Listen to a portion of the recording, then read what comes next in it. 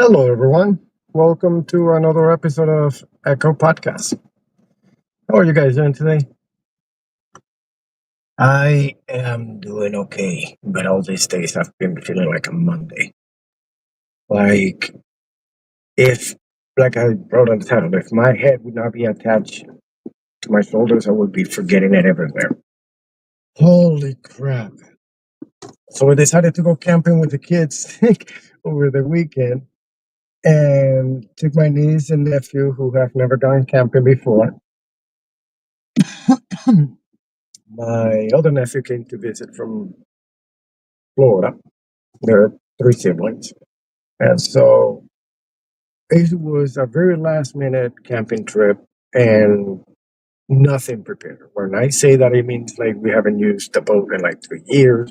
You have to be re-registered, and we haven't touched any camping for at least 3 years as well. So you forget all the basics.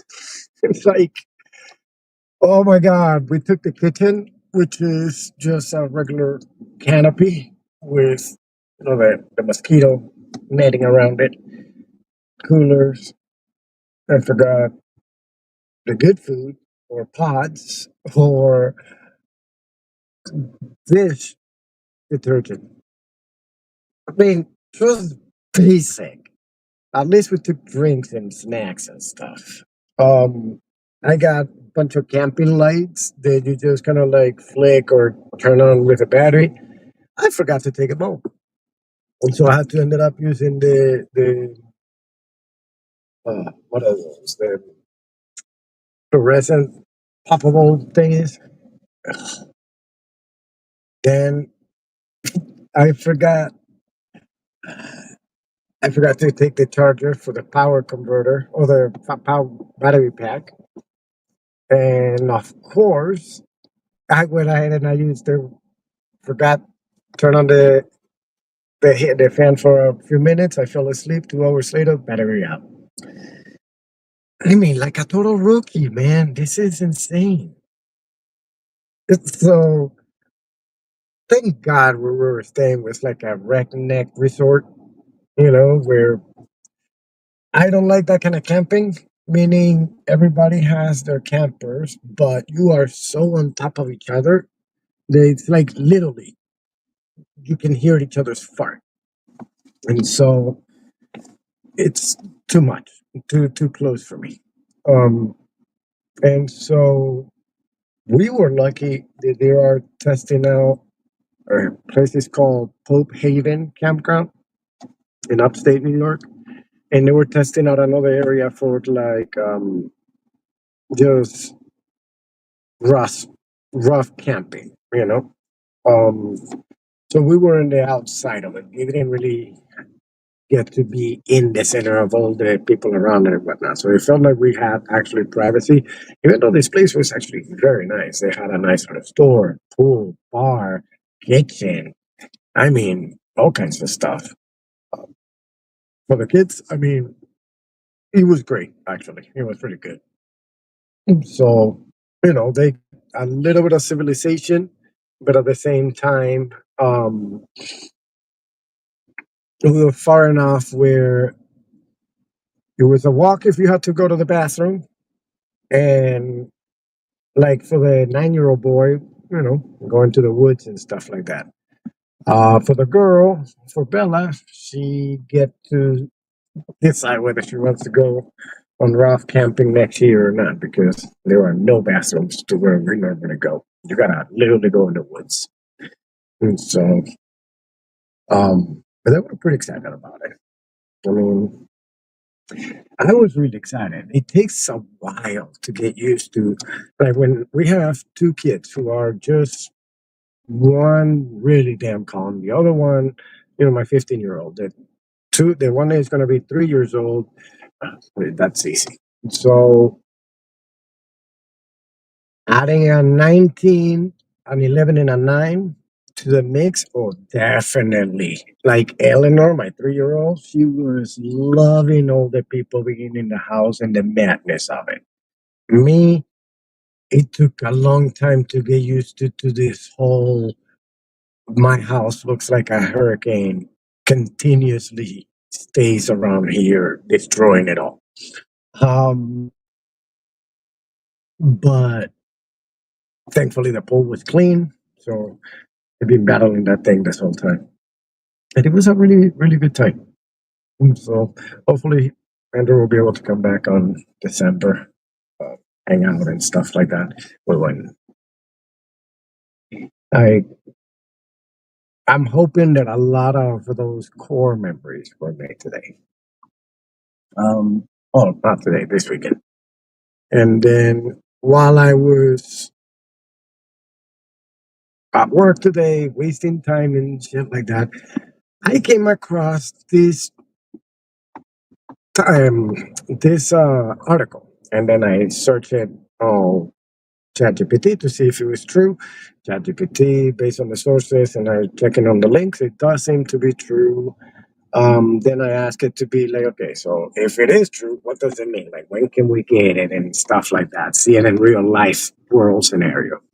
I'm talking about Japan made a nuclear reactor the size of a shipping container. That right there, right? How much power? It powers the whole town. Doesn't say how many people. But it says in the snowy outskirts of Hokkaido, Japanese engineers have unveiled a nuclear innovation that could flip the future of clean energy on its head. A modular microreactor the size of a shipping container, which is designed for small communities and disaster zones. This self contained nuclear unit delivers up to 1 megawatt of power, enough to keep an entire town running for years without refueling. So, I mean, 1 megabyte of power, that's freaking huge for something so small.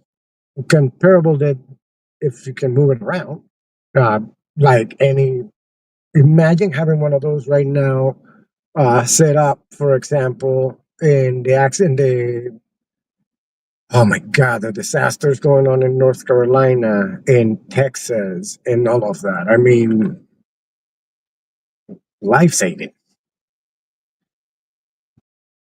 And I'm not even going to go into the political side of it because it's very easy to get stuck in it.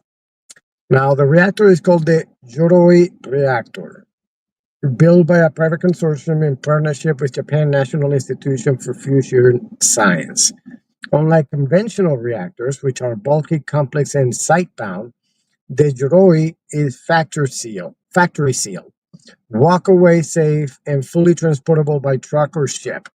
Once deployed, it's buried on the ground, no towers, no cooling towers, no human operator needed on site. The system uses molten salt as coolant in a low enriched uranium fuel embedded in a ceramic matrix. Because the fuel and coolant are chemically stable and operate at low temperature, there are no risk of meltdowns. And in the event of a power failure, the reactor shuts down on its own passively and without any intervention. Each module it's supposed to last up to 10 years before needing any kind of replacement. When spent, the entire sealed unit is removed and swapped, just like a giant nuclear battery. This reduces local radiation risk and eliminates on site waste handling. In a country like Japan, where earthquake are major concerns, the reactor's passive safety and modular burial design offers massive advantages. So far, two pilot units have been installed, one in a remote mountainous town and the other one near an isolated island community that previously depended on diesel generators. Both are operating flawlessly with zero emissions and near zero maintenance. The government hopes to deploy 50 by 2030. That right there. I mean, 50 by 2030. That shit is insane. I mean, we're talking about not unlimited energy, but very cheap, comparable to anything else when you don't even have access to make it to get it there. Like, you literally can start civilization anywhere now. A lot safer. You can scale it, possibly. That's part of the stuff that I was asking later, right? So it's this. The the nuclear generator is called the TSR-LF1. It stands for Thorium Molten Salt Reactor Liquid Fuel Prototype 1. It is a thermal spectrum MSR using a fluoride salt mixture that contains uranium-235 and thorium-232, whatever the hell they are. It's a 2 MWTH reactor. I'm sorry if I sound stupid saying that. Developed by China's Shanghai Institute in Applied Physics under the Chinese Academy of Science. Timeline and key milestones. This is just some of the times I was going to do it. I got to jump in 5 minutes, so I can go like in 2022, Environment Commissions, 2007, June 7, 2023, operational licenses granted by National Nuclear Security, blah, blah. Why is it a big deal? First thorium-based molten salt reactors operating in the U.S. since 1969. So there is abundant, potentially safer and efficient fuel and a closed fuel cycle, which is a significant milestone. That part I don't understand. It is past my head. Operates at 650 degrees Celsius with fluoride coolant, enabling high thermal efficiency and reduced water dependence, useful in arid regions like Gansu or any other. Imagine a desert where you get very little water. The next steps will be to build a 10 megawatt.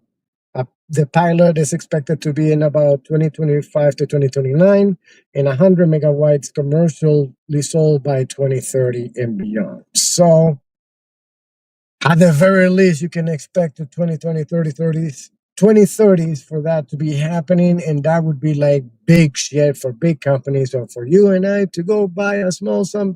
It'll never happen. I mean, we'll be like 20 years from now at the very least, and a lot of other things would have come up by then.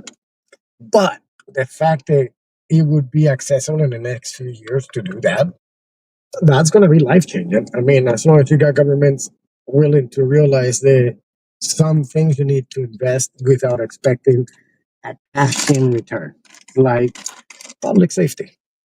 And so, I am going to go ahead and get ready for work because I got like 3 minutes before I go in. But it's interesting. Actually, I got one last one that I just remember of it. Do you guys see this?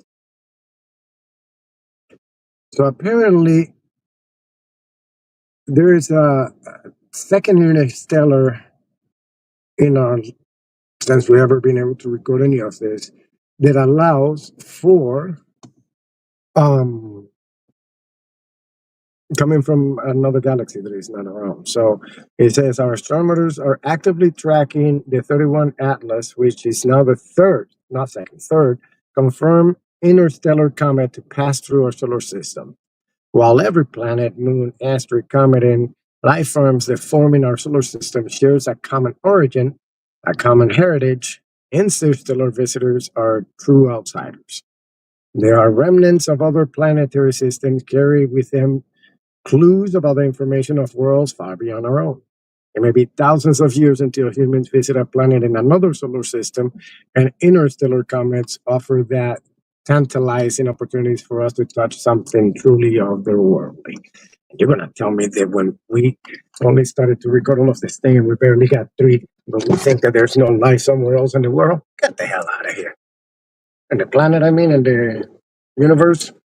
Anyway, I hope you all have a great rest of your day. Don't forget to go on to facebook.com/PKDKPod and subscribe, and YouTube. Have a good one, everyone.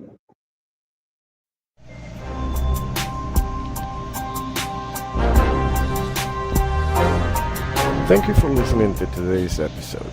Don't forget to follow this podcast so that you don't miss any new episodes. You can also search for PKDK on your favorite podcast player for all the other shows that we have.